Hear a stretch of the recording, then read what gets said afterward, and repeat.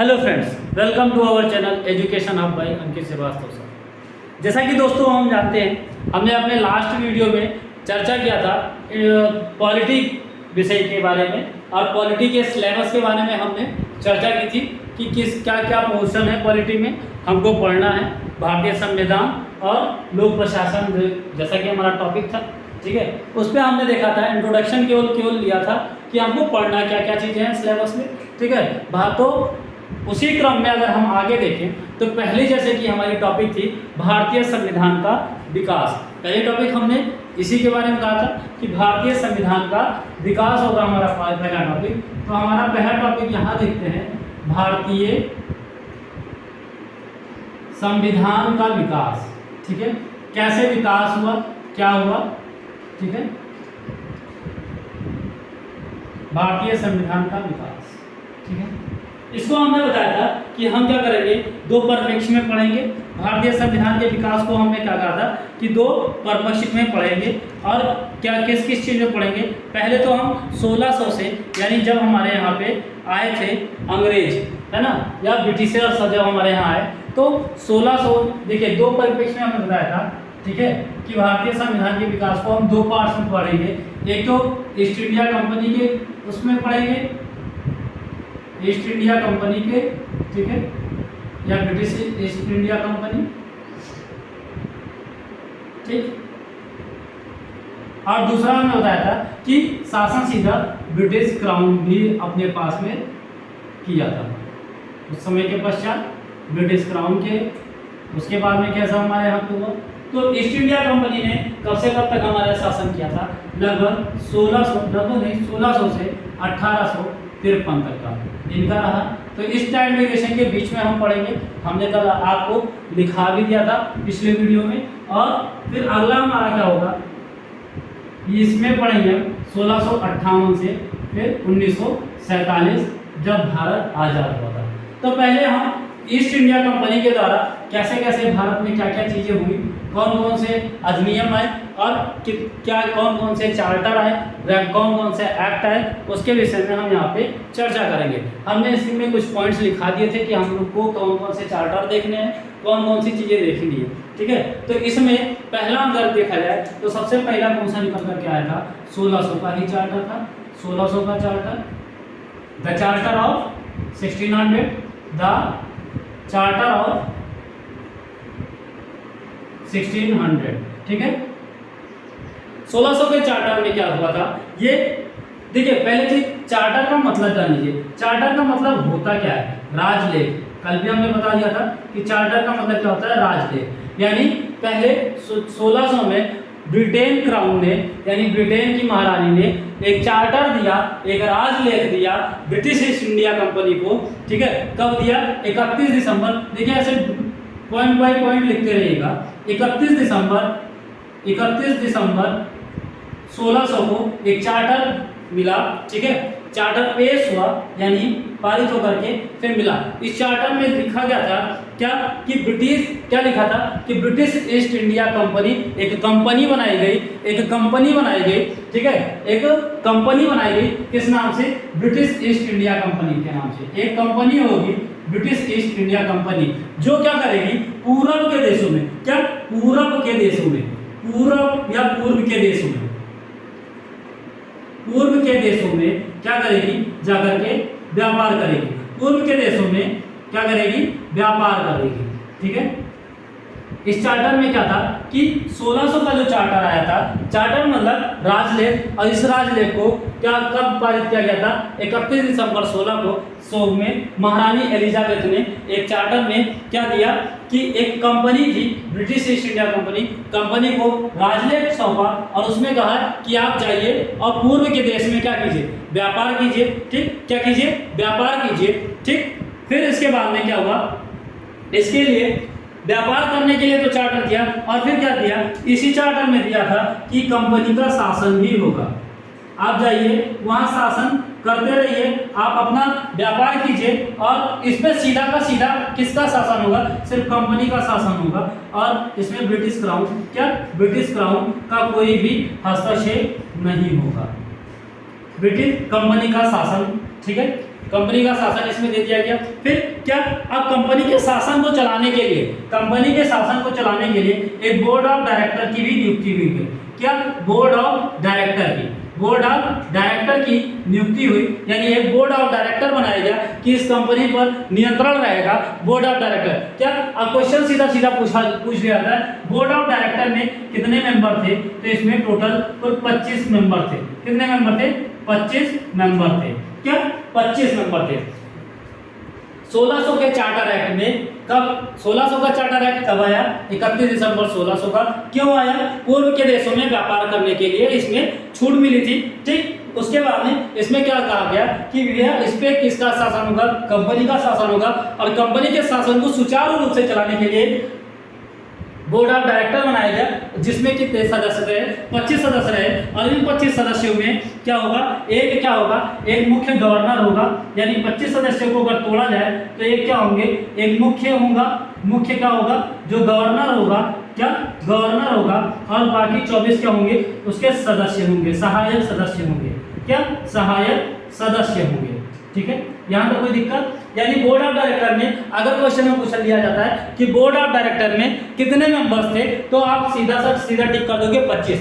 अगर पूछा जाएगा कि गवर्नर को छोड़ करके, क्या, गवर्नर को छोड़ करके कितने सदस्य थे, तो 24 सहायक सदस्य थे, ठीक है। इसमें एक मुख्य गवर्नर था और बाकी 24 सदस्य थे। और इनका टेन्योर, यानी इन सदस्यों का टेन्योर कितने का था, यानी क्या था, टेन्योर यानी कार्यकाल, कार्यकाल कितना था, क्या, कार्यकाल 1 वर्ष का, 1 वर्ष का कार्यकाल इनमें दिया गया कि जो मुख्य सदस्य, जो हमारे मुख्य गवर्नर होंगे, इनका कार्यकाल कितना होगा, 1 वर्ष का होगा। 1600 के चार्टर में क्या था, 31 दिसंबर 1600 को ये पारित हुआ। और इसमें क्या लिखा गया, सीधा सीधा लिखा गया कि भैया आप पूरब के देशों में जाकर के व्यापार कीजिए। और इसमें क्या दिया गया कि कंपनी का शासन होगा, और कंपनी के शासन को देख रेख करने के लिए, यानी उसको सुचारू रूप से चलाने के लिए बोर्ड ऑफ डायरेक्टर बनाया गया। और बोर्ड ऑफ डायरेक्टर जो बने, तो यानी बोर्ड ऑफ डायरेक्टर डायरेक्शन करने के लिए, नियंत्रण करने के लिए एक बोर्ड का गठन किया गया। और उसमें कितने कुल सदस्य थे, 25। क्या, कितने सदस्य थे, 25 सदस्य थे, जिसमें एक आपके मुख्य थे जो गवर्नर थे, और बाकी 24 क्या थे, सहायक सदस्य थे, ठीक है। और इसमें और एक चीज किया गया, ब्रिटिश ईस्ट इंडिया कंपनी जो थी, ठीक है। तो आगे हम देखते हैं यहां पर ऊपर, ठीक है, यहां पे देख लेते हैं, क्योंकि आगे समझिएगा। जो ब्रिटिश ईस्ट इंडिया कंपनी थी, इसको कितने समय के लिए, कितने पूर्व में व्यापार करेगी, कितने साल तक करेगी, 15 साल तक, 15 वर्षों तक व्यापार करने के लिए क्या मिल गया, करने के लिए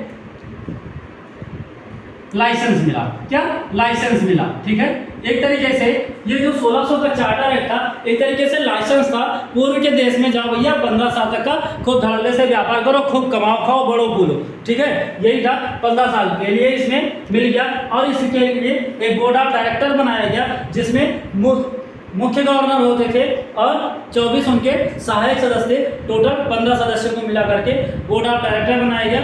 और देखिए एक चीज और जो ये प्रारंभ हुआ, ठीक है, ये जो कंपनी बनाई गई British east India company, British east India company 30,133 pound, 30,133 pound से इस कंपनी का गठन हुआ। और कितने भागीदार थे इसमें, नोट कर लीजिएगा, 217 भागीदार थे। कितने भागीदार थे, 217 भागीदार थे, ठीक है। यानी इसमें क्या हुआ, देखिए ब्रिटिश ईस्ट इंडिया कंपनी का गठन किया गया कब, 1600 के चार्टर में। 1600 का चार्टर कब आया, 31 दिसंबर 1600 को आया। किसने किया था, महारानी एलिजाबेथ ने, ब्रिटेन की महारानी के द्वारा, ठीक है, ब्रिटेन की महारानी के द्वारा, ठीक है। फिर इसके बाद में क्या हुआ, इसमें कहा गया कि 15 साल तक आप पूरब के देशों में जाइए और खूब बढ़िया से व्यापार कीजिए, लेकिन आपको नियंत्रण करने के लिए एक बोर्ड ऑफ डायरेक्टर का गठन किया जाता है। और इसमें कुल 25 मेंबर होंगे, जिसमें से एक आपका स्थायी मेंबर जो गवर्नर होगा, जो मुख्य होगा, जिस सारी रिपोर्टिंग इन्हीं के पास होगी। और उनकी सहायता करने के लिए 24 और सहायक सदस्य होंगे, ठीक है। और बोर्ड ऑफ डायरेक्टर्स में जितने भी मेंबर्स थे इनका टेन्योर कितना रखा गया, 1 वर्ष का। देखिएगा, भूलिएगा नहीं, जो 1600 का चार्टर आया, बोर्ड ऑफ डायरेक्टर में जो सदस्य थे उनका टेन्योर 1 साल का था, लेकिन इसमें व्यापार करने के लिए टेन्योर कितना दिया गया, कितने सालों तक का लाइसेंस दिया गया कि भैया 15 साल तक का। क्या 15 साल तक का आप व्यापार कर सकते हो। 1600 के चार्टर में सिर्फ इतना ही था, बाकी इसके आगे कुछ नहीं था। आप एक बार स्क्रीनशॉट ले लीजिए और या फिर नोट कर लीजिए, ठीक है।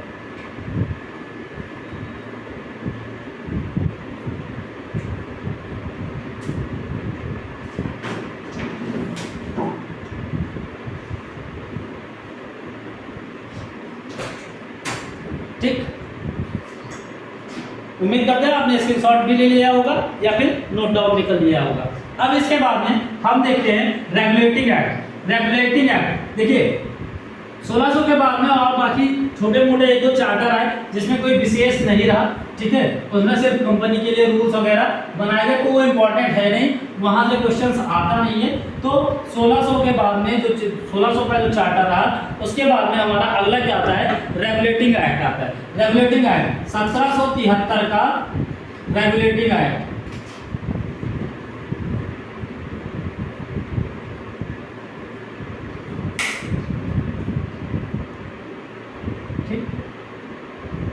इसको देखते हैं 1773 का रेगुलेटिंग एक्ट। अब इसमें क्या क्या चीजें हुई, क्या क्या बदलाव हुआ, देखिए इसको जानने से पहले 1600 में तो ये आए, लेकिन अंग्रेज हमारे भारत देश में पूरी तरीके से सेटल डाउन कब हुए, पूरी तरीके से अंग्रेज हमारे यहाँ स्थापित कब हुए, जब आपका प्लासी का युद्ध हुआ। प्लासी का युद्ध कब हुआ, 1757 में। क्या 1757 में प्लासी का युद्ध हुआ, ठीक है, प्लासी का युद्ध हुआ। और उसी के बाद में एक युद्ध और हुआ, कब हुआ, 1764 में। आपका कहाँ का युद्ध हुआ, 1764 में बक्सर का युद्ध हुआ, 1764 का बक्सर का युद्ध, ठीक है। ये 2 ऐसी घटनाएं थी जिसने क्या किया, ब्रिटिशर्स को पूरी तरीके से पैर जमाने का मौका दे दिया भारत में। अब भारत में पूरी तरीके से स्थापित हो गए, है ना।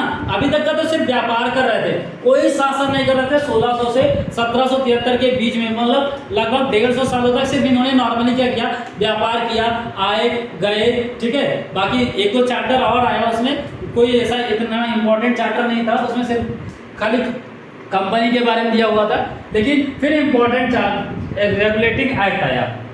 इंपॉर्टेंट क्या आया इसके बाद, रेगुलेटिंग एक्ट आया।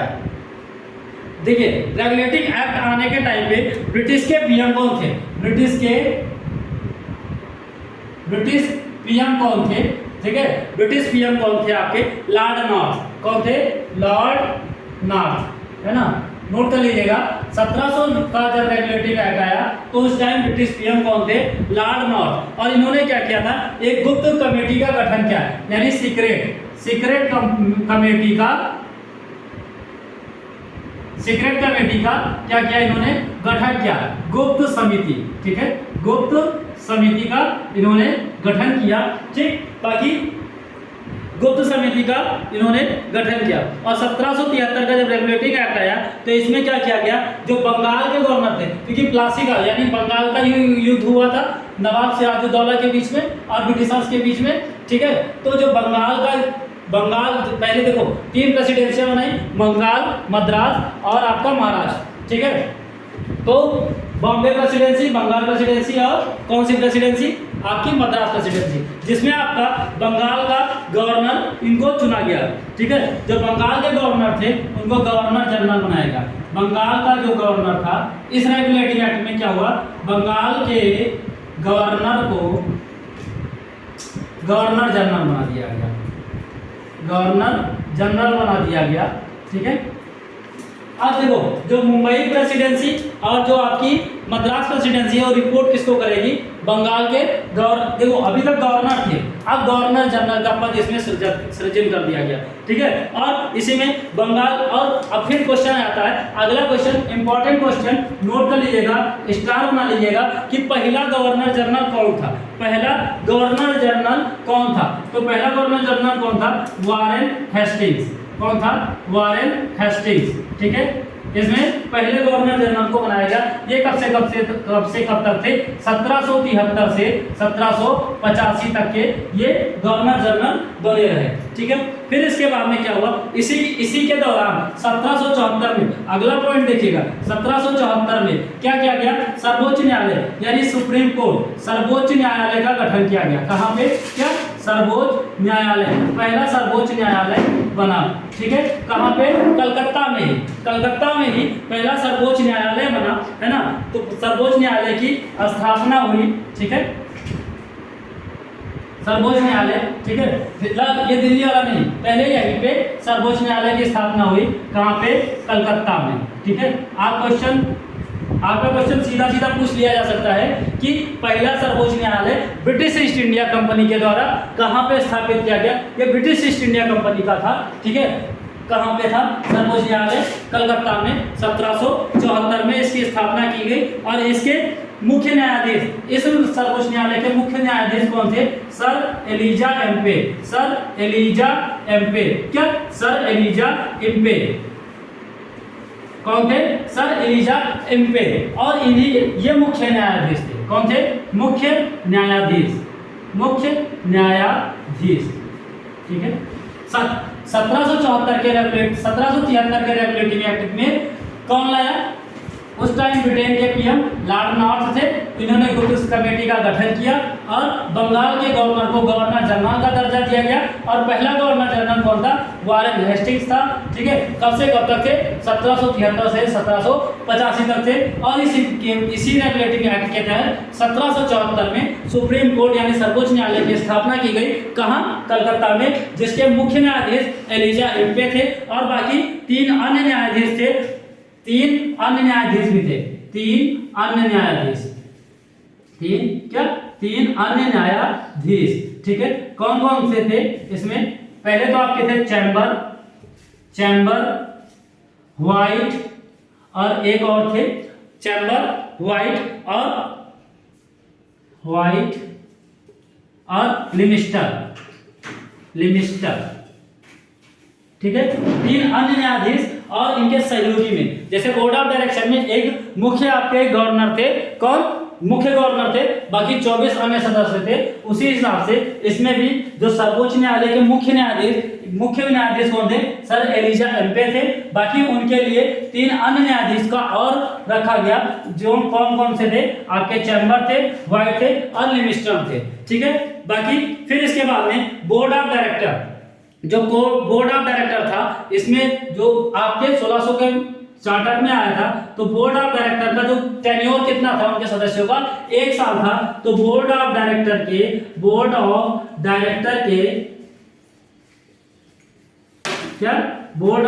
के जो सदस्य थे उनका टेन्योर 1 साल से बढ़ा करके 1 वर्ष से इंक्रीज करके क्या किया गया? 1 साल से बढ़ा करके 4 वर्ष का कर दिया गया। कितना कर दिया गया?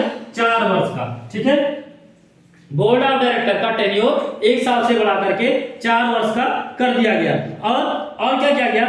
जो व्यापार के लिए जो लाइसेंस दिए जा रहे थे, उस लाइसेंस को क्या कर दिया गया?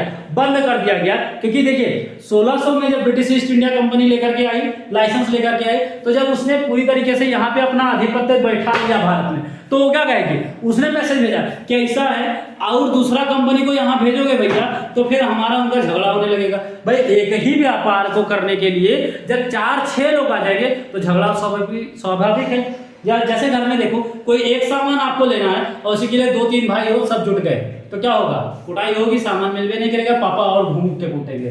तो क्या किया गया? जो आपका व्यापार के लिए लाइसेंस पर यहाँ पे रोक लगा दिया गया। क्योंकि अब ये व्यापार कर रहे थे, तो व्यापार के लिए जो लाइसेंस था, व्यापार के लिए लाइसेंस पर रोक। ठीक है, नोट कर लीजिएगा, व्यापार के लिए लाइसेंस पर रोक लगा दी गई। ठीक है, रोक लगा दिया गया। ठीक, यहां तक क्लियर है? यानी 1700, बस इतना ही है इसमें छोटा। बेसिकली बस हम लोग ऐसे ही पढ़ेंगे। इनमें से क्वेश्चन आ सकता है कि 1773 के रेगुलेटिंग एक्ट के टाइम पे ब्रिटिश का पीएम कौन था? तो हम लॉर्ड नॉर्थ जानेंगे। उन्होंने किसका गठन किया था? सीक्रेट कमेटी का गठन किया था। और फिर इसमें किया गया बंगाल के गवर्नर को गवर्नर जनरल का दर्जा दे दिया गया। पहला गवर्नर जनरल कौन था? आपके वारेन हेस्टिंग्स थे, ठीक है। और सुप्रीम कलकत्ता के लिए कंपनी द्वारा पहला सुप्रीम कोर्ट कब खोला गया? 1774 में, 1773 के रेगुलेटिंग एक्ट के तहत, ठीक है। कहां पे? कलकत्ता में। पहले मुख्य न्यायाधीश कौन थे वहां के? सर एलिजा एम्पे थे। फिर हमने क्वेश्चन क्या जाता है, और उनके सहयोगी कौन न्यायाधीश थे? तो 3 न्यायाधीश थे, चैम्बर, व्हाइट और लिमिस्टर। फिर बोर्ड ऑफ डायरेक्शन का क्वेश्चन पूछा जाता है, बोर्ड ऑफ डायरेक्टर का टेन्योर 1 साल से 4 साल तक बढ़ा करके किस एक्ट के तहत किया गया? तो 1773 के रेगुलेटिंग एक्ट के तहत। फिर अगला क्वेश्चन और भी ऐसे पूछा जा सकता है कि व्यापार के लिए लाइसेंस पर रोक कब लगाई गई? तो 1773 के रेगुलेटिंग एक्ट के तहत, ठीक है। फिर इसके बाद में ये हो गया हमारा क्लियर, ठीक। एक बार आप स्क्रीनशॉट ले लीजिए ताकि फिर आगे किया जाए, ठीक। फिर इसके बाद हम देखेंगे 1781 का सेटलमेंट एक्ट। क्या देखेंगे? 1781 का सेटलमेंट एक्ट। अब इसमें क्या क्या चीजें थी 1781 के सेटलमेंट एक्ट में, ठीक है। अभी उस पर चर्चा करेंगे। उम्मीद करते हैं आपको वीडियो समझ में भी आ रही होगी। हम भारतीय संविधान के विकास को, भारत में संविधान का विकास देखिए यहीं से हुआ, जो पोर्टफोलियो हमारा बना, बेस जो बना, हम यहीं से देखते हुए आ रहे हैं। 1781 का सेटलमेंट एक्ट,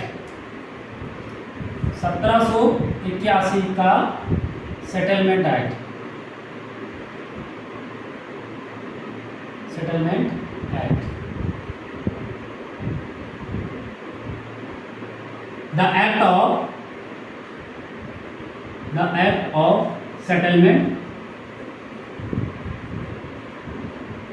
1781, ठीक।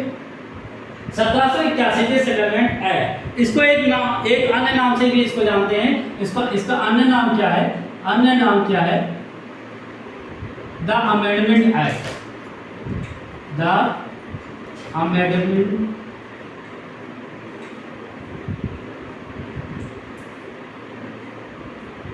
एक्ट, द अमेंडमेंट एक्ट के नाम से भी इसको जानते हैं, ठीक है। फिर इसके बाद देखिए, अब इस एक्ट में हुआ क्या? पहला क्या हुआ? इसमें मदरसा की स्थापना की गई। मदरसा, क्या इसके पहले भारत में मदरसा नहीं था? मदरसा की स्थापना, देखिए था, मदरसा था, लेकिन मदरसे को कानूनी दर्जा कहां से मिला? कानूनी दर्जा हमारे 1781 के सेटलमेंट एक्ट से ही मिला। 1781 के सेटलमेंट में एक्ट में आप लिख लीजिए कि मदरसे को कानूनी दर्जा मिला, मदरसे को कानूनी दर्जा मिल गया, यानी वैधानिक हो गया, कानूनी दर्जा दिया गया। या पहला वैधानिक मदरसा कब खुला? 1781 के सेटलमेंट एक्ट में, ठीक। फिर अगला क्या होगा? अगला हमारा क्या चेंजिंग था आपका इसमें? देखिए, अब इसके बाद में जो कलकत्ता की जो सरकार थी, जो बंगाल का गवर्नर जनरल था, ठीक है, उसको क्या कर दिया गया? बंगाल के गवर्नर जनरल को क्या कर दिया गया? यानी क्या लिख सकते हैं हम? कलकत्ता सरकार को बंगाल, बिहार और उड़ीसा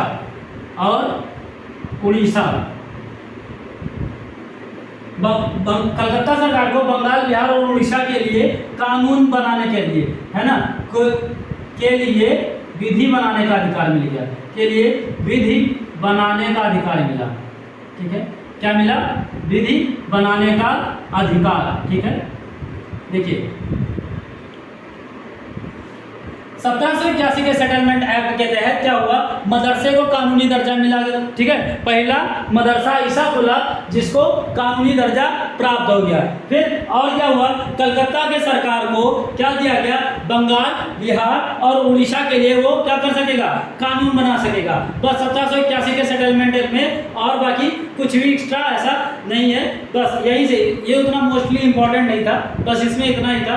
फिर इसके बाद में हम अगला देखते हैं, पिट्स इंडिया एक्ट, है ना। इसमें आपके 3-4 क्वेश्चंस निकल करके आएंगे। पिट्स इंडिया एक्ट होगा हमारा अगला, ठीक। तो पिट्स इंडिया एक्ट, उस टाइम प्रधानमंत्री कौन थे? पिट्स थे वहाँ के, उन्हीं के नाम से पिट्स इंडिया एक्ट हुआ। विलियम पिट्स थे, है ना। Pitt's India act 1784 Pitt's India act, इसके बारे में देखेंगे। देखिए कुछ चीजें इसमें होगी क्योंकि संविधान का विकास हमने पढ़ा ही नहीं है, उतना ध्यान दिया ही नहीं, क्योंकि बेसिकली बहुत सारे एग्जामों में आता नहीं है और बेसिकली हम उतना पढ़ते भी नहीं, लेकिन इसमें पढ़ना हमको पिट्स इंडिया एक्ट, ठीक है, पिट्स इंडिया एक्ट। इस टाइम ब्रिटेन के प्रधानमंत्री कौन थे? विलियम पिट्स थे। ब्रिटेन के प्रधानमंत्री कौन थे? ब्रिटिश पीएम कौन थे? ब्रिटिश पीएम विलियम, उन्हीं के नाम पे पड़ा, विलियम पिट्स।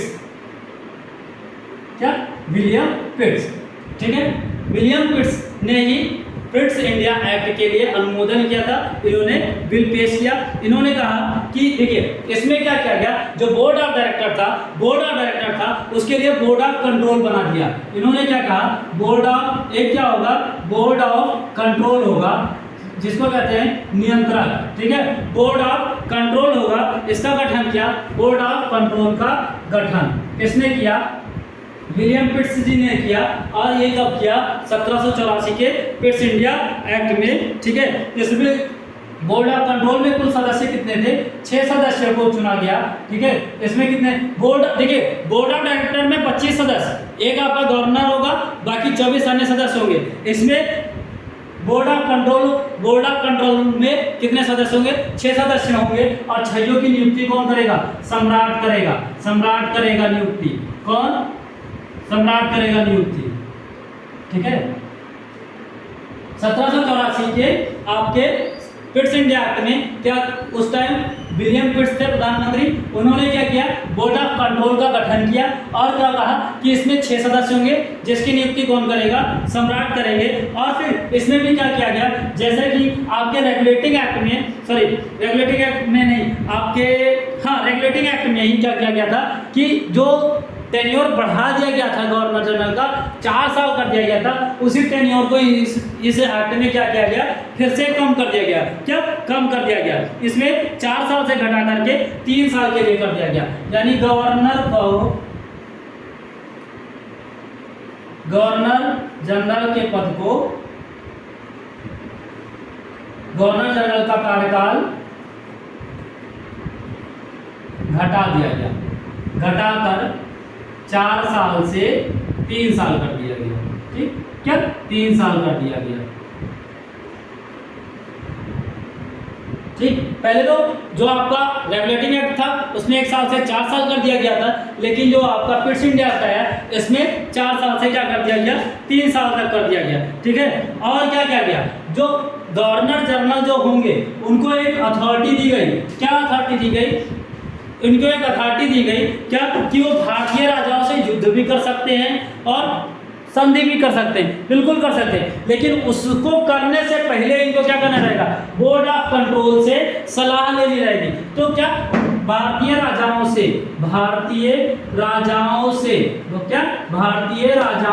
से युद्ध करने के लिए, युद्ध संधि कुछ भी करनी है, अगर संधि करने के लिए क्या करना होगा, क्या करने के लिए क्या करना होगा, बोर्ड ऑफ कंट्रोल से, किससे, बोर्ड ऑफ डायरेक्टर से नहीं, बोर्ड ऑफ कंट्रोल से,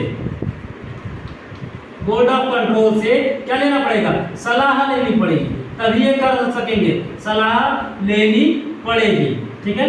आप इसको नोट डाउन करते चलिए, क्वेश्चन यहीं से ऐसे ही क्वेश्चन पूछे जाते हैं। क्या, आपके गवर्नर जनरल को, किसको, गवर्नर जनरल को, किसको, गवर्नर जनरल को, क्योंकि वही युद्ध करेगा, ठीक है, वही संधि करेगा।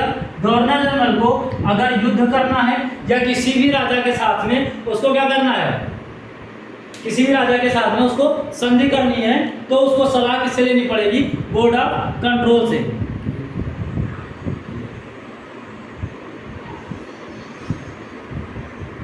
ठीक, तो इस एक्ट में, पिट्स इंडिया एक्ट में बेसिकली और कुछ नहीं था।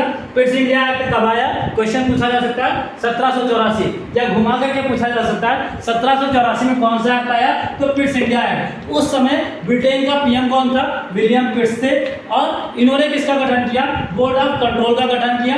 ठीक है, इसमें सदस्यों की संख्या कितनी थी, 6। ठीक है, और सारे सदस्यों को नियुक्त कौन करेगा, सम्राट करेंगे, और गवर्नर जनरल के जो अवधि थी, जो टेन्योर था उनका कार्यकाल, उसको 4 वर्ष से घटा करके लिए 3 वर्ष कर दिया गया। कहा भैया 4 साल तक तुम नहीं बैठोगे, तुम 3 साल तक बैठो, क्योंकि अब देख रहे हैं पिछले साल से 1773 से देख रहे हैं 10 साल होने को आ गया है, या 1781 में सेटलमेंट एक्ट भी आया, उस टाइम भी आपको देख रहे हैं कि आप थोड़ा ज़्यादा मनमानी कर रहे हैं। तो ऐसा है, ज़्यादा नाम मोटापा छाए, 1 साल कम कर रहे हैं तुम्हारा।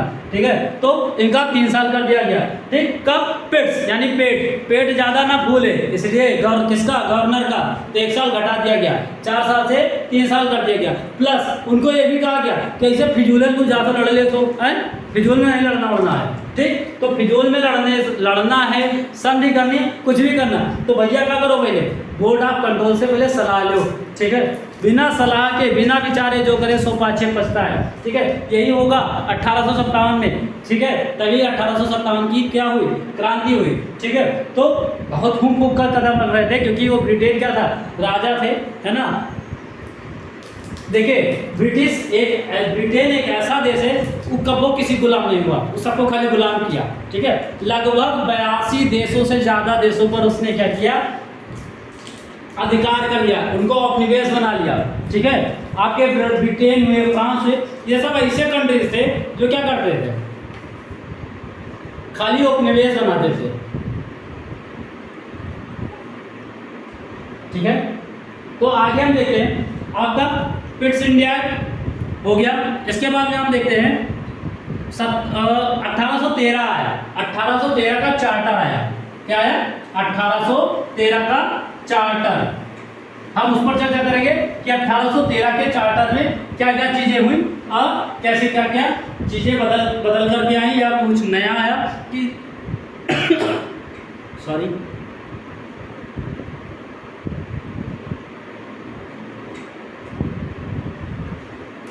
क्या, 1813 का चार्टर, द चार्टर ऑफ 1813,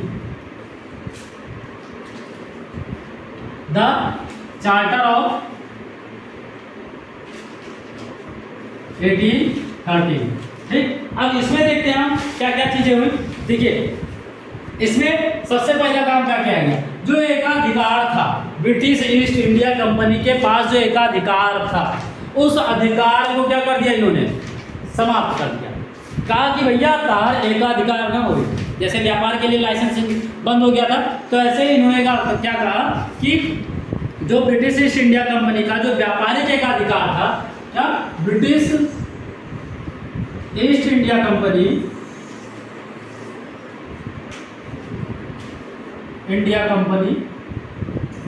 के व्यापारिक एकाधिकार,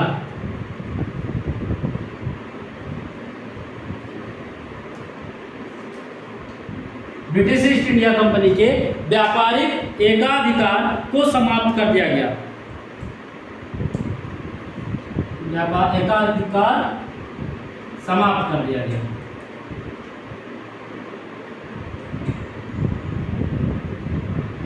क्या, देखिए 1813 के चार्टर के तहत क्या किया गया कि ब्रिटिश ईस्ट इंडिया कंपनी के व्यापारिक एकाधिकार को पूरी तरीके से समाप्त कर दिया गया। मतलब कि अन्य कंपनियों को भी भारत के साथ व्यापार करने का मौका मिलेगा। जैसे कि वहां व्यापार के लिए लाइसेंस बंद कर दिया गया था, कौन से एक्ट में, आपके जो आपका आया था, रेगुलेटिंग एक्ट आया था। ठीक है, उसमें इसको बंद कर दिया गया था। लेकिन जब आपका 1813 का जो चार्टर आया, तो इसमें क्या किया गया, ब्रिटिश ईस्ट इंडिया कंपनी का जो एकाधिकार था व्यापार के लिए, कहते बस खाली हम ही हम है यम है हम है, खाली कौन करेगा यहाँ पे व्यापार, खाली हम। ठीक है, तो कहे वक्त हम ना करे रहे थे, ऐसा है, सबसे बड़े हम, क्योंकि ये सबसे बड़े हम अपने आप को मानने लगे थे। कौन, ब्रिटिश ईस्ट इंडिया कंपनी। तो ब्रिटेन का उन्होंने क्या कहा, सबसे बड़े हम, है ना, हमारे तहत हमारे टुकड़ों पर पलने वाले आज हमेशा हम उठा रहे हो, जाओ तुम्हारा लाइसेंस रद्द। ठीक है, तो एकाधिकार आपका व्यापारिक एकाधिकार समाप्त। अब यहाँ पे अन्य कंपनियां भी क्या कर सकेंगी, व्यापार कर सकेंगी। ठीक है, फिर और इसमें क्या क्या क्या, देखिए व्यापारिक एकाधिकार तो खत्म कर दिया गया, लेकिन जो आपका ब्रिटिश ईस्ट इंडिया BIIC लिख देते हैं, ब्रिटिश ईस्ट इंडिया कंपनी जो थी, इसको सब कुछ तो बंद कर दिया गया, लेकिन ब्रिटिश ईस्ट इंडिया कंपनी को चाय के व्यापार के लिए, चाय के व्यापार के लिए, वो भी कहाँ से, क्या व्यापार के लिए, चाय का व्यापार किससे, चाय से चाइना, व्यापार के लिए चाइना से क्या कर सकेंगे, व्यापार करने के लिए छूट, चाइना से व्यापार करने का एकाधिकार दिए रहे। ठीक है, एकाधिकार प्राप्त था, यानी भारत में तो इनको एक अधिकार इनका समाप्त कर दिया गया, लेकिन जो चाइना के साथ में यानी चीन के साथ में चीनी के साथ में चाय का, चीनी चाय चीनी चाय का व्यापार, याद रखिएगा ब्रिटिश ईस्ट इंडिया कंपनी को चाय के व्यापार का एकाधिकार नहीं समाप्त किया गया, वो भी किसके साथ में, चाइना के साथ में, ये व्यापार खूब बढ़िया से करते रहे। और क्या कहा गया, इसमें कहा गया कि भैया 1 लाख रुपया, 1 लाख रुपया, अरे बहुत रुपया हो गया उस टाइम का, 1 लाख रुपया इनको क्या करना पड़ेगा, खर्च करना पड़ेगा, किस पर, शिक्षा पर, शिक्षा पर खर्च करना पड़ेगा, क्या शिक्षा पर खर्च करना पड़ेगा, शिक्षा पर खर्च करना पड़ेगा। ठीक है, ऐसा नहीं है सब बटो रखे करो, खर्चा भी करो, शिक्षा पर खर्च करो। क्यों, देखिए इसका मेन मोटिव क्या था, कहीं इंडियंस को कहीं उनको एजुकेटेड करना नहीं था, इनको सिर्फ ये था कि जब इंडियंस कुछ थोड़ा बहुत जान लेंगे तो उनको पढ़ाना किस पे है, खाली और खाली इस क्रिश्चियन धर्म को बढ़ाने वाली चीज़ों के लिए। ठीक है, वैसे ही पढ़ाई करानी है कि वो हमारे धर्म को, हमारे कल्चर को सबसे बड़ा मानकर रखे। जैसे देखो भारत का शेक्सपियर किसको कहते हैं, कालिदास को। ससुरा मतलब कालिदास कब पैदा हुआ और शेक्सपियर कब पैदा हुआ, और उसको बता दिए कि ये कहाँ है, कालिदास जी क्या है, हमारे भारत के शेक्सपियर है, ऐसा थोड़ी होता है। तो उनका मतलब यही था कि आप 1 लाख रुपया खर्चा करो, 1 लाख रुपया क्या करो, खर्चा करो, किस पर, शिक्षा पर। शिक्षा कैसी देंगे वो हम बताएंगे, शिक्षा कैसी देनी है वो हम बताएंगे। अंग्रेजी वाली शिक्षा दो, ठीक है, अब जो भी चीज़ें छपवा रहे हो, जैसा भी उनके यहाँ का पुस्तक चल रहा है उनका इतिहास हटाओ, अपना इतिहास डालो, ठीक है, अपने बारे में लिखाओ, अपना वर्चस्व बताओ। ठीक है, और क्या किया गया, ईसाई धर्म को प्रचार करने के लिए अधिकार दे दिया गया। ईसाई देखिए शिक्षा पर खर्चा करेंगे तभी प्रचार होगा, और ईसाई मिशनरियों को आने का, यानी ईसाई धर्म का प्रचार हेतु अधिकार, क्या अधिकार, किसका, ईसाई धर्म को किसका अधिकार मिल गया, क्यों भैया, ढंग से प्रचार कर लो और जाकर के खूब बढ़ाओ। ठीक है, अपना जो वो धर्म है उसको खूब बढ़िया धड़ल्ले से बढ़ाओ। तो क्या 1813 के चार्टर में हम देखेंगे क्या क्या हुआ, ब्रिटिश ईस्ट इंडिया से एकाधिकार, व्यापारिक एकाधिकार समाप्त कर दिया गया। सिर्फ उनको चीन के साथ में चाय के व्यापार के लिए क्या मिल गया, खाली उनको एक अधिकार प्राप्त था। यानी अब यहाँ पे भारत में अन्य कंपनियां भी क्या कर सकेंगी, व्यापार कर सकेंगी। और इनको और क्या कहा गया कि भैया 1 लाख रुपया आपको शिक्षा पर खर्च करना है। और दूसरी चीज, ईसाई धर्म का प्रचार करने के लिए भी अधिकार प्राप्त हो गया। खूब भर के मिशनरियाँ आई, खूब यहाँ पे उस टाइम ड्यूरेशन में हमारे यहाँ पे ईसाई धर्म को इतना तेजी से बदलाव लाया जा रहा था, लोगों को जबरी, जैसे औरंगजेब था लोगों को जबरदस्ती मुस्लिम बना रहा था। ठीक है, ऐसे ये भी क्या कर रहे थे, किसी धर्म विशेष की मैं बात नहीं कर रहा हूँ, ना कोई बुराई कर रहा हूँ, यहाँ जैसा इतिहास में जो चीज़ें हुई हैं हम उन्हीं पर चर्चा कर रहे हैं। ईसाई धर्म को बढ़ावा करने के लिए, प्रचार करने का भी अधिकार मिल गया। तो फिर इसी पे ईसाई क्रिश्चियन मिशनरियाँ भी हमारे यहाँ भारत में आगमन हुई। ठीक है, जब आपको हिस्ट्री वाली में हमने पढ़ाया होगा धार्मिक आंदोलन, तो धार्मिक आंदोलन में ये चीज़ें आएंगी। उस टाइम हमारे यहाँ धार्मिक आंदोलन भी चल रहे थे। ठीक है, कब पहला धार्मिक आंदोलन किसने किया था, श्री शंकराचार्य जी ने। ठीक है, दक्षिण भारत से होकर के आए थे, उन्होंने स्टार्ट किया था। तो इन सब चीज़ों को देखते हुए तो स्टार्ट किया था। ठीक, तो इसके बाद में 1813 का जब चार्टर खत्म होता है तो फिर नेक्स्ट हमारा चार्टर आता है 1833 का। कौन सा चार्टर आता है? 1833 का चार्टर। अब इसमें क्या क्या चीजें हुई हम उनको देखेंगे 1833 के चार्टर में। देखिए 1833 का चार्टर,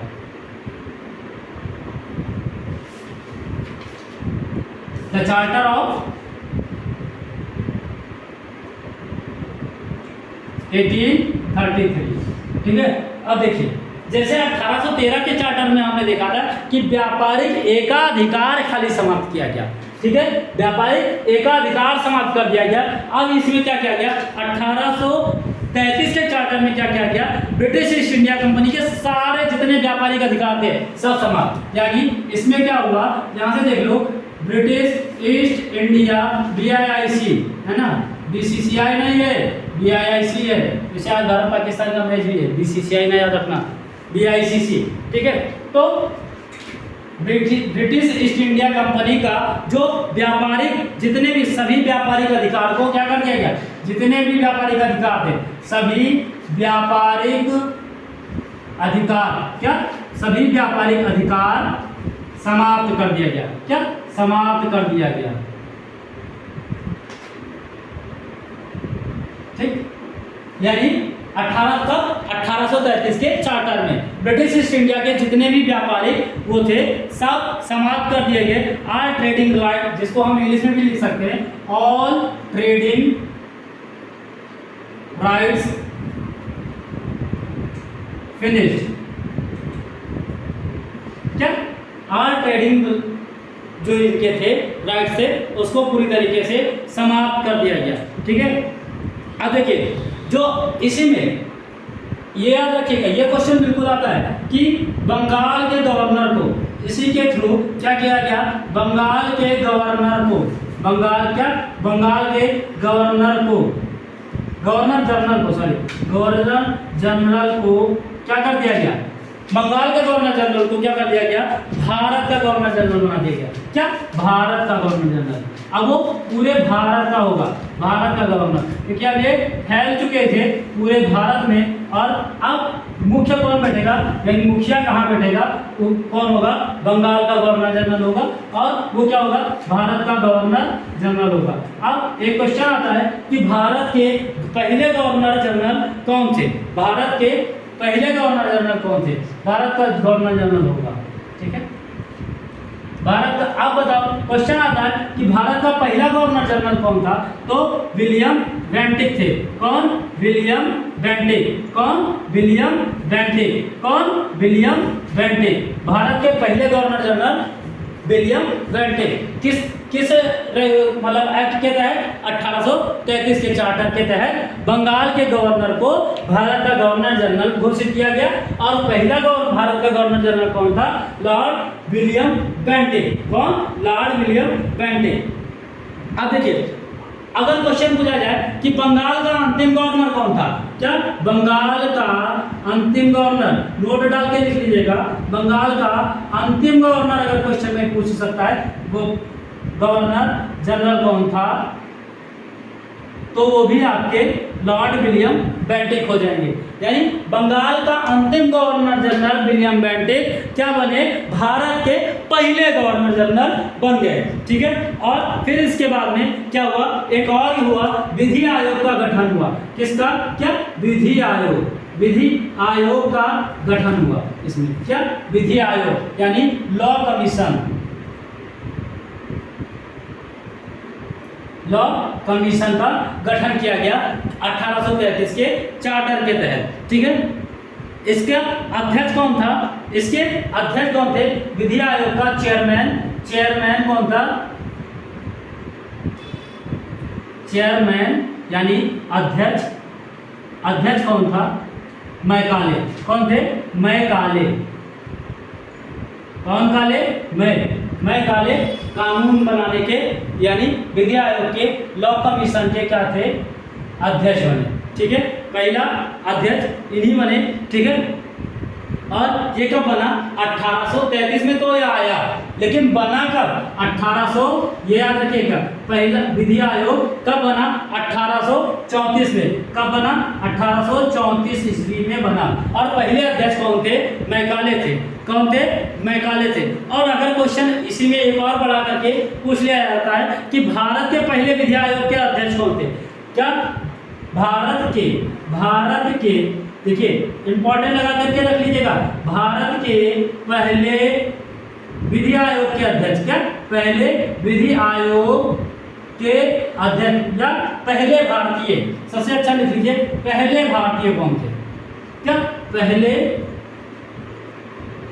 भारतीय विधि आयोग के अध्यक्ष कौन थे? विधि आयोग के अध्यक्ष कौन थे? MC तलवार। कौन थे? MC तलवार। यानी पहले कब? अब देखिए, पहला भारतीय विधि आयोग का अध्यक्ष कौन थे? MC तलवार। बने कब? ये भी क्वेश्चन पूछा जाता है। तो 1934 में, सीधा 100 साल के बाद भारतीयों को मौका मिला। सीधा 100 साल के बाद भारतीयों को मौका मिला। पहले कौन बने? MC तलवार। कौन बने?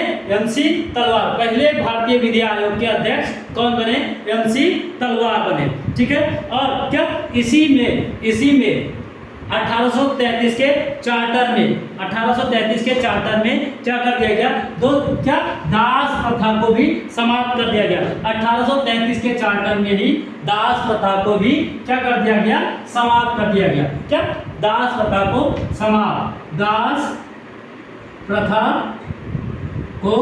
समाप्त। ठीक है। क्या? दास प्रथा को भी समाप्त कर दिया। लेकिन दास प्रथा एक्चुअली में समाप्त कब हुई? दास प्रथा को 1834 के 1833 का जो चार्टर आया, इसमें तो कह दिया गया कि भैया दास प्रथा ना चोलवे। चोलवे कि ना चोलवे? ना चोलवे। कहाँ पे? दास प्रथा नहीं चलेगी। ठीक है। कब आया? 1833 के चार्टर में। लेकिन लागू कब हुआ? 1843 में। 1843 में क्या हुआ? लागू हुआ। ठीक है। समाप्त तो हुआ, यानी इसको समाप्ति किया तो क्या, लेकिन 1843 ईस्वी में क्या हुआ? दास प्रथा समाप्त हुई। दास प्रथा समाप्त हुई। समाप्ति के लिए घोषणा कब हो गई? 1833 में। और कब 10 साल लगा, बताओ खाली साहब। इतना हम लोग क्या थे? बिल्कुल मालिक बने हुए थे कि नौकर हो, खाए खोए जाना हो, लेकिन नौकर हो। दास तो जरूर होने चाहिए। ठीक। तो दास प्रथा को समाप्त 1833 के चार्टर में किया गया। लेकिन पूरी तरीके से समाप्त कब हुआ? 1843 में। ठीक है। 1843 में दास प्रथा समाप्त हो गई। बाकी 1833 के चार्टर में और कुछ नहीं था। 1833 के चार्टर में एक बार रिवीजन कर लेते हैं कि जो व्यापारिक अधिकार पूरी तरीके से क्या हो गया? समाप्त कर दिया गया, यानी ऑल राइट्स और फिनिश हो गए। फिर बंगाल के गवर्नर को भारत का गवर्नर जनरल बना दिया गया, यानी बंगाल का जो गवर्नर जनरल होगा वो भारत का गवर्नर जनरल होगा। पहला गवर्नर जनरल कौन था भारत का? लॉर्ड विलियम बेंटिक थे। बंगाल के आखिरी गवर्नर जनरल कौन थे? विलियम बेंटिक थे। फिर 1833 के चार्टर में विधि आयोग का गठन किया गया। किसका? विधि आयोग का गठन किया गया। कब? 1834 में ये बन करके तैयार हुआ। इसके अध्यक्ष कौन थे? मैकाले थे। इसमें सदस्य कितने होंगे? 6 सदस्य होंगे। चुनेगा कौन? राजा चुनेगा। और इसमें क्या होगा? पहले भारतीय विधि आयोग कौन थे? पहले भारतीय विधि आयोग MC तलवार थे। और कब बने? 1934 में। 100 साल के बाद किसी भारतीय को मौका मिला। पहले भारतीय अध्यक्ष विधि आयोग के कौन थे? MC तलवार। फिर आगे हम देखते हैं, हमारा लास्ट होगा इसी के बाद 1853 का चार्टर। कौन सा? 1853 का चार्टर। इसमें क्या रहा, इस पर भी चर्चा करेंगे। 1853 के चार्टर में ये जैसे कि देखा जाए कि 1853 का चार्टर हमारा फाइनली लास्ट चार्टर था। ठीक है। तो 1853 का चार्टर है ना, इसको हम क्या कहते हैं? 1853 का चार्टर अगर देखा जाए तो इसको हम कहते हैं अंतिम चार्टर। क्या रहा? अंतिम चार्टर रहा। ठीक है। देखिए इसके बाद में भारत सरकार अधिनियम आया, भारतीय परिषदीय अधिनियम आने लगा। ठीक है, कब से? 1858 से, क्योंकि 1857 में क्रांति हो गई है ना। मंगल पांडे जी ने रिवॉल्ट कर दिया, विद्रोह कर दिया, हर एक जगह विद्रोह होने लगे। आपके उत्तर मध्य भारत में पूरी तरीके से विद्रोह का बिगुल फैल चुका था। अब आज़ादी हमको चाहिए थी। फिलहाल वो जब मैम पढ़ाएंगे आपको इतिहास, तो इतिहास का विषय होगा कैसे 1857 का क्रांति हुई, कैसे वो असफल रहा, क्या क्या चीज़ें रही, वो सारे फैक्ट उसमें मिलेंगे आपको, है ना। फिर भी हम यहाँ देखते हैं 1857 की क्रांति के बाद में 1858 पे क्या हुआ, ब्रिटिश क्राउन ने सीधा सीधा अपने हाथ में पूरी कमान संभाल ली। कहना भैया अब तुमसे ना हो पाएगा, खूब किए, खूब कमाए खाए। यानी 1600 से 1857 तक का यानी 250 साल लगभग आपने क्या किया, खूब कमाया था। अब ऐसा है सारा जिम्मा हमारा होगा। तो 1853 का आया, जिसको हम अंतिम चार्टर भी कहते हैं। इस टाइम भारत का गवर्नर जनरल कौन था? भारत का गवर्नर कौन थे? भारत के गवर्नर कौन थे? देखिए यही लॉर्ड डलहौजी, लॉर्ड डलहौजी। यही एक ऐसा पर्सन था, और पर्सन का पर्सन तापी पर्सन था, हाँ मतलब ऐसा पर्सन था, इसने ऐसा ऐसा नीति, ऐसा ऐसा चीज़ लेकर के आया। ब्रिटिशर्स को तो खूब फायदा हुआ, भर भर के फायदा दिलाया इसने, लेकिन क्या हुआ, कंपनी के हाथ से शासन इन्हीं की वजह से चला गया। हाँ ऐसा सिद्धांत लेकर के आए, क्या होगा, व्यपगत का सिद्धांत, हाँ यानी हड़प वाली नीति, ठोकड़िया मार हड़प लेता था और खतरनाक आदमी था, है ना। तो इसने क्या किया, भारत का गवर्नर जनरल कौन था? लॉर्ड डलहौजी। और इसने क्या किया, देखिए लॉर्ड डलहौजी ने एक काम बहुत अच्छा किया ब्रिटिशर्स के लिए, कंपनी के शासन में सुधार किया, कंपनी के शासन में सुधार किया। क्या? बहुत सारा सुधार किया। कैसा सुधार? अब कंपनी के लिए तो सुधार किया, लेकिन हम इंडियंस के लिए क्या था, बिल्कुल हमारे बद से बदतर बना दिया। ठीक है, कंपनी के प्रशासन में सुधार किया, है ना, सुधार किया, और उसके लिए एक रिपोर्ट भी प्रस्तुत की। सुधार के लिए क्या किया, कंपनी के शासन लिखते हुए हम इसको प्रशासन लिख दें, है ना, शासन अलग हो जाएगा, प्रशासन, प्रशासन के लिए, प्रशासन सुधार के लिए रिपोर्ट सौंपी। क्या? रिपोर्ट सौंपी इसको ऊपर।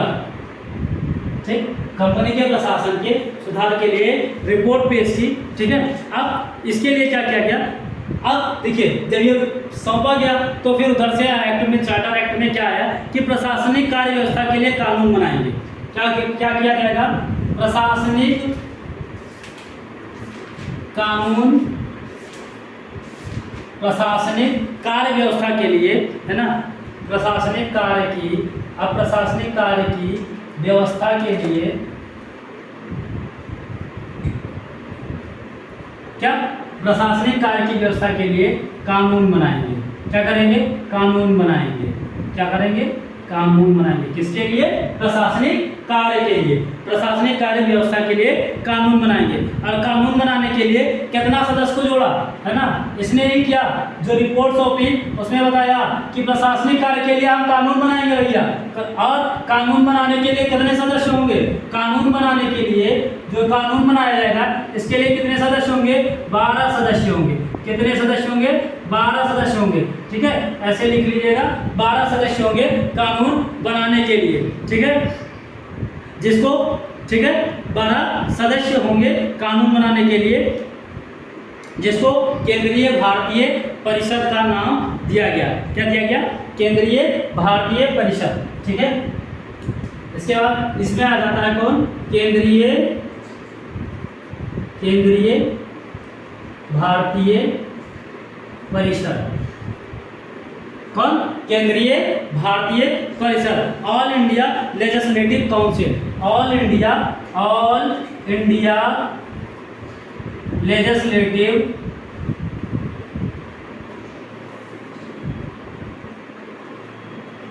काउंसिल। ठीक है, भारतीय परिषद, केंद्रीय भारतीय परिषद की स्थापना की। वो क्या करेगा, कानून बनाएगा। उसमें कितने सदस्य होंगे, 12 सदस्य होंगे। और जो 12 सदस्यों की जो टीम होगी उसका क्या नाम दिया गया, केंद्रीय भारतीय परिषद। क्या, केंद्रीय भारतीय परिषद। केंद्रीय भारतीय परिषद बनाया क्यों गया, इसमें सदस्यों की संख्या कितनी थी? 12 सदस्य थे। काम क्या करेगा? ये प्रशासनिक व्यवस्था के लिए कानून बनाएगा। प्रशासनिक व्यवस्था के कानून बनाने के लिए रिपोर्ट किसने पेश की? लॉर्ड डलहौजी ने। लॉर्ड डलहौजी कौन था? भारत का गवर्नर। कब था? 1853 के चार्टर के समय। ठीक है, अब इसमें क्या हुआ? देखिए, इसी में एक चीज और, जो आपकी सिविल सेवा होती है ना, सिविल सेवा, क्या? सिविल सेवा। तो भारतीय के लिए सिविल सेवा प्रतियोगिता प्रणाली का भी इसमें प्रावधान किया गया, यानी भारतीय नहीं होगा, सिविल सेवा प्रणाली क्या होगा? या ऐसे लिख सकते हैं, भारतीयों के लिए सिविल सेवा, क्या? सिविल सेवा प्रणाली की व्यवस्था की गई। ठीक है, अब सिविल सेवा में भारतीय भी जा सकेंगे, क्या? भारतीय भी इसमें जा सकेंगे, या प्रारंभ कर दिया गया भारतीयों के लिए सिविल सेवा प्रणाली का रास्ता। सिविल सेवा प्रणाली प्रतियोगिता लिख सकते हैं यहाँ पे हमें, प्रतियोगिता, क्या? प्रतियोगिता, यानी भारतीय के लिए सिविल सेवा प्रणाली की प्रतियोगिता के लिए भी यहाँ से व्यवस्था प्रारंभ कर दी गई। कब? 1853 के चार्टर में। तो देखिए, 1853 के चार्टर में अगर देखा जाए तो चार्टर ऑफ 1853 ये भारत का, यानी ब्रिटिश ईस्ट इंडिया कंपनी का आखिरी चार्टर था, अंतिम चार्टर था। इसमें भारत के गवर्नर उस टाइम कौन थे? लॉर्ड डलहौजी थे। ठीक है, और कंपनी के शासन प्रशासन को सुधारने के लिए इन्होंने क्या किया? केंद्रीय भारतीय परिषद नाम का एक गठन किया, जिसमें 12 सदस्य, यानी एक कमेटी बनाई केंद्रीय भारतीय परिषद की, और जिसमें 12 सदस्य होंगे, और उन सदस्यों का काम क्या होगा? प्रशासनिक व्यवस्था के लिए कानून बनाने का। और एक काम और क्या किया इसमें? भारतीयों के लिए जो सिविल सेवा प्रतियोगिता प्रणाली थी उसको भी क्या कर दिया गया? प्रारंभ कर दिया गया कि अब भारतीय भी सिविल सेवा की प्रतियोगिता में क्या ले सकेंगे? हिस्सा ले सकेंगे। ठीक है, इसके बाद में फिर अब हमारा आ जाता है भारतीय संविधान, है ना, यानी भारतीय संविधान के विकास में अगला क्रम आएगा, है ना, क्या आएगा अगला क्रम? कि कैसे आपका भारतीय परिषदीय अधिनियम, ठीक है, और भारत शासन अधिनियम, ठीक, या अब आपका सीधा सीधा कंपनी से स्थानांतरित हो गया सारा पावर किसके पास में? ब्रिटिश क्राउन के पास में। तो वो हम देखेंगे अगले नेक्स्ट वीडियो में, नेक्स्ट लेक्चर में हम उस पर चर्चा कर रहे होंगे। हमारा आज तक का इस पे रहा, एक बार आप इसको वीडियो को एक बार रिवाइंड करके फिर से देख लीजिएगा, चीज़ें अच्छे से समझ में आ गई होंगी। कोई ज़्यादा विशेष टॉपिक है नहीं इसमें, है ना, और आपके सीधे सीधे जो भी क्वेश्चन बनते हैं वो यहीं से बनेंगे, इसके अलावा कहीं और से नहीं बनेगा। एक बार आप इसका भी स्क्रीनशॉट ले लीजिए, है ना, और एक बार इसको पढ़ लीजिए। 1853 का चार्टर भारत का अंतिम चार्टर था, यानी कंपनी का अंतिम चार्टर था, भारत का नहीं कह सकते, कंपनी का अंतिम चार्टर था। भारत के गवर्नर उस टाइम कौन थे? लॉर्ड डलहौजी थे, जिसने कंपनी के प्रशासन के लिए क्या क्या सुधार के लिए एक रिपोर्ट पेश की, और उसमें वो केंद्रीय भारतीय परिषद की स्थापना की। और वो क्या करेगा? 12 सदस्यों की एक टीम बनाई, जो क्या करेगी? प्रशासनिक कार्य व्यवस्था के लिए वो क्या करेगी? विधि बनाएगी, कानून बनाएगी। और भारतीयों के लिए भी और क्या व्यवस्था कर दी गई यहाँ पे कि वो सिविल सेवा प्रणाली की प्रतियोगिता में वो भाग ले सकते हैं। तो आज तक का ये हमारा टॉपिक यहाँ तक क्लियर हो जाता है। आगे हम नेक्स्ट वीडियो में मिलेंगे, दूसरी वीडियो पर चर्चा कर रहे होंगे, ठीक है। और उम्मीद करते हैं कि आपको वीडियो समझ में आ रही होगी, चीज़ें क्लियर हो रही होंगी, और हम और बेहतर बनाने की कोशिश करेंगे इन चीज़ों को, ठीक है। तब तक के लिए हमारे चैनल को शेयर कीजिए, सब्सक्राइब कीजिए, जो भी कमी लग रही हो कमेंट सेक्शन में ज़रूर कमेंट कीजिए, और ज़्यादा से ज़्यादा मात्रा में शेयर कीजिए, ताकि हम लोग का भी क्या हो सके, हम लोग के अंदर भी आत्म की भावना उत्पन्न हो सके, और जिसको हम और अच्छे से कोशिश कर सके आपको कंटेंट बेहतर से बेहतर देने की। तो तब तक के लिए आपसे विदा लेते हैं, ठीक है। Okay, thank you.